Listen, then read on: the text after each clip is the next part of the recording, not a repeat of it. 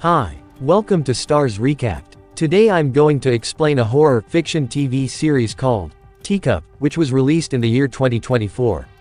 Spoilers ahead. Watch out and take care. The story opens in the woods of Georgia where a mysterious and bloodied woman panics while attempting to remove her restraints.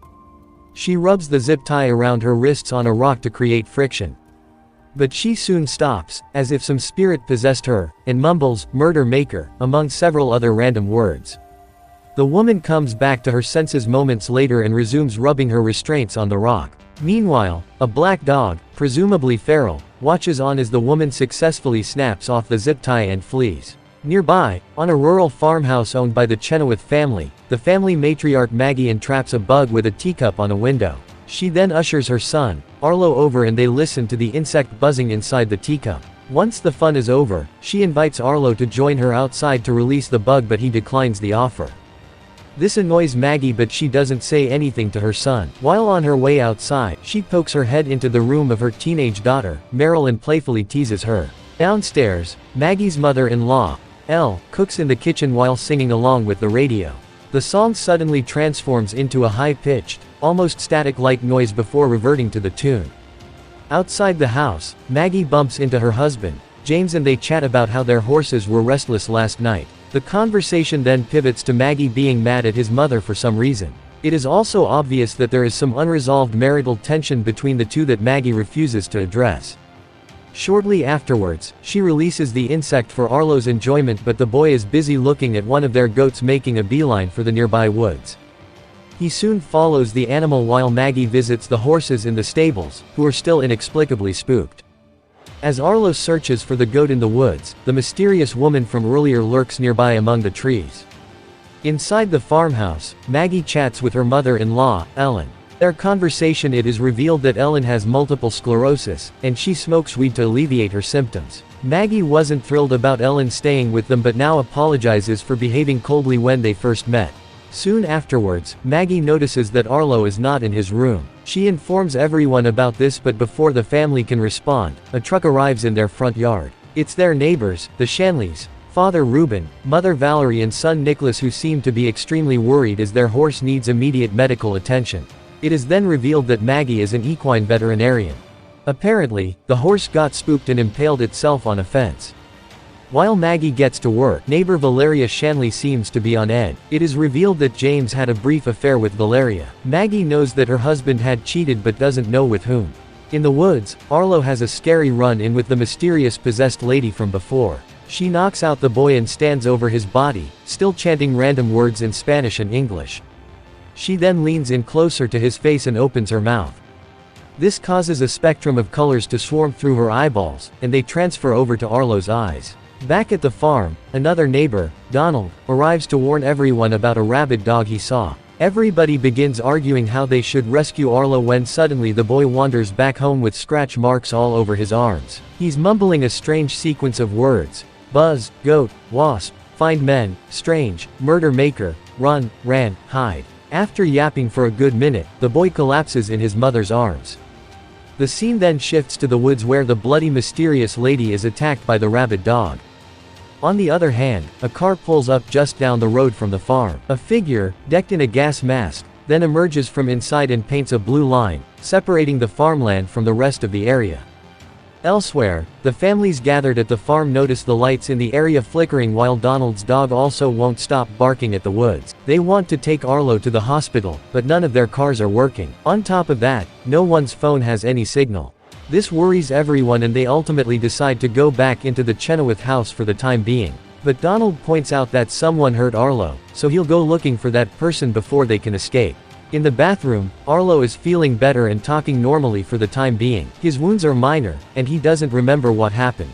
But then out of nowhere, he says they need to go and starts repeating the weird words, murder maker. Arlo then tries to run away but bumps against Nicholas Shanley, causing the latter to hurt his head. This gives Maggie the opportunity to hold the kid down until he reverts to normalcy. Meanwhile, James and Reuben Shanley are saddling two horses to go to town for help when they notice a car on the road with the lights on. They run towards it and meet the masked man, who gestures at them to stop before pointing at the blue line on the ground.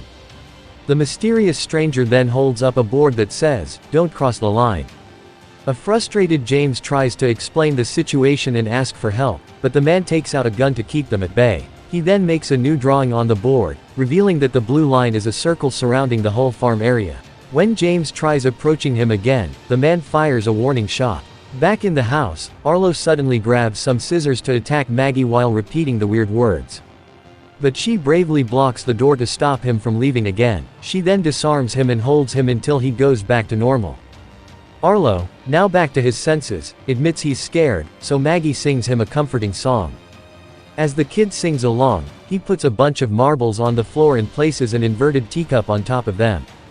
He then grabs a dictionary from nearby and points at the word, trap. The little boy tells Maggie that the man in his head is telling them to hide because something is coming and it kills everything in its way. Back in the woods, Donald is looking around for the attacker when he suddenly trips on something. He gathers himself up and looks down, only to notice the dead body of the possessed woman from earlier. Donald had dropped his gun while falling, and when he turns around to look for it, he finds the big black dog growling at him. This frightens the poor guy and he starts walking away slowly, but the dog chases after him anyway. They soon reach the area where his friends and the masked man are standing, and Donald goes through the fence to escape. Unfortunately, he falls, and the dog lunges right on top of him to attack. A violent struggle then ensues, where both of them go back and forth at each other. But Donald eventually gains the upper hand and manages to throw the dog off across the blue line. To everyone's horror, the dog's bones start coming out of his body until it dies. The masked man then puts his board up again, reminding them not to cross the line. James demands an explanation, but the masked man only writes, "Don't trust anyone," and leaves in his car. At the Chenoweth household, Claire announces that she's going home with her dog because she has a landline phone which might still be working. The men spot her while returning and try to warn her, but it's too late. As soon as Claire crosses the line, her bones snap out, killing her in mere seconds. A horrified Donald tries to reach his wife across the line, but his hand starts losing skin. This prompts the others to quickly pull him back before any serious damage is done.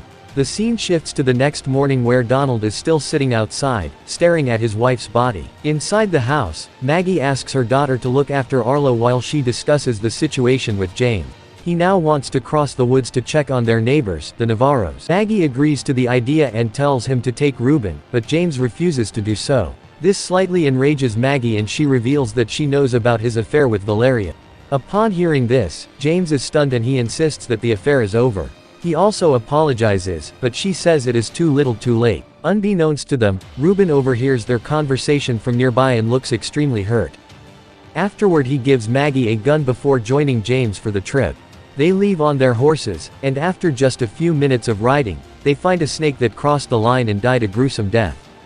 Meanwhile, Maggie takes Donald inside the house as the rest of the women cover his wife's body with a blanket. Maggie then bandages his injury and gives him a medicine injection that was made for animals. This makes Donald feel a bit better and he finally tells her about the body in the woods. In the rooms upstairs, Meryl and Nicholas find Arlo learning words from a dictionary. They ask who he is, and the little boy replies that he is the Harbinger. He also creepily says that the real Arlo is asleep and resting. As the Harbinger continues talking, he says that they are trapped and suddenly grabs Meryl's hand. He pulls her, insisting that all of them must hide or die.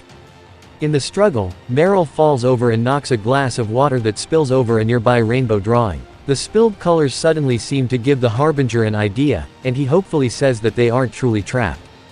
He now tries to take Meryl out with him, but she doesn't let him go anywhere. At this moment, Arlo takes control of his body and tells Meryl she must listen to the Harbinger because someone called the assassin is coming. The other two kids are skeptical, but after a lot of insistence, they decide to follow him into the woods. Nicholas brings a knife just in case they encounter any unfortunate situation. Soon after, the Harbinger takes control of Arlo's body and leads them to a spot where the ground looks burnt up and several animals are lying dead. He then points to the sky and, using his limited vocabulary, claims that's where he came from. There's some rainbow-colored liquid on a rock nearby, and the Harbinger collects it in a jar.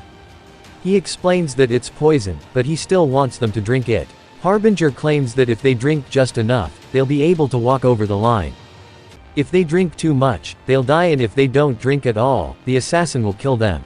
Upon hearing all of this, a frustrated Meryl announces that they're going home. On the way back, she asks her brother about the entity's motives, and he says the Harbinger is on a secret mission.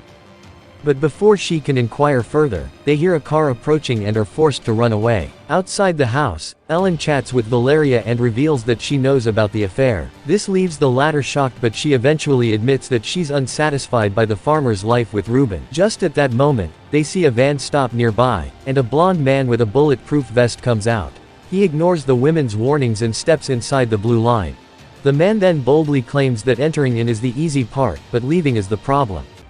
In the meantime, Ruben and James reach the Navarro's house and split to search the area. Ruben soon comes across the dogs staring at the nearby silo's door and scares them off before heading in. James, on the other hand, finds the neighbors' dead bodies. He then enters the house where he finds yet another body. Suddenly, he hears something in the basement, and when he steps on the stairs, someone drags him and pulls him down. At the same time, Maggie goes into the forest to look for the body Donald saw and recognizes the woman as Carmen Navarro. This is my explanation for the TV series, Teacup. So, what do you guys think about the movie? Write in the comment, turn on the notification and leave a like to help the channel out. Thank you for watching.